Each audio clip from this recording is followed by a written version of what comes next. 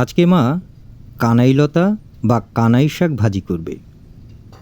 কানাইলতা বা কানাই শাক অঞ্চলভেদে বিভিন্ন নাম আছে। কে কে কানাই শাক ভাজি খেয়েছেন বা খাননি জানাবেন। কানাইলতায় অনেক ঔষধি গুণাগুণ রয়েছে। অনেক রোগের ঔষধ হিসেবে কানাইলতার বহু ব্যবহার আছে।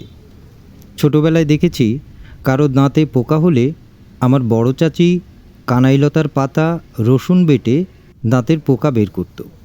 কিংবা কারো কানের নিচে বিচি ঘা ক্ষত হলে কানাইলতা বেটে লাগালে সেরে যেত। এছাড়া আরও বিবিধ ঔষধি ব্যবহার রয়েছে, তবে এ সবই রোগের গ্রামীণ টোটকা হিসেবে ব্যবহার হতে দেখেছি। যা হোক, মা প্রয়োজন মতো কানাই শাক তুলে নিল। কানাই শাকে চমৎকার নীল রঙের একটা ফুল হয়, ভিতরে হলুদ রঙের ছোট ছোট কুঁড়ি থাকে, দেখতে ভারী সুন্দর। শাক তোলা শেষ হলে এবার ভালোভাবে পুকুরের স্বচ্ছ পানিতে ধুয়ে নিল। ধোয়া হলে পেঁয়াজ, রসুন, কাঁচামরিচ কেটে নিল। এবার ভাজি করার পালা। গরম চুলায় একটা প্যান দিয়ে দিল। প্যান গরম হলে পরিমাণ মতো তেল দিল।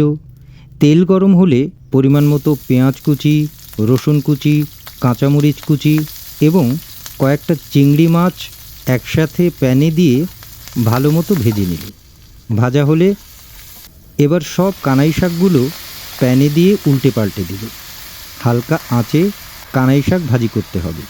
প্রয়োজন হলে হালকা পানি ব্যবহার করতে পারেন, কারণ কানাই শাকের রস একটু ঘন হয়, যে কারণে পানি কম ছাড়ে।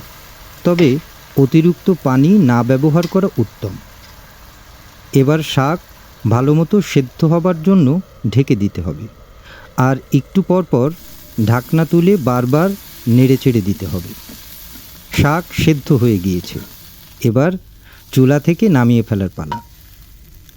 কানাই শাক ভাজি খুবই মজা। যারা কখনো কানাই শাক ভাজি খাননি তারা একবার খেয়ে দেখতে পারেন। মায়ের কানাই শাক ভাজি করার পর্ব শেষ।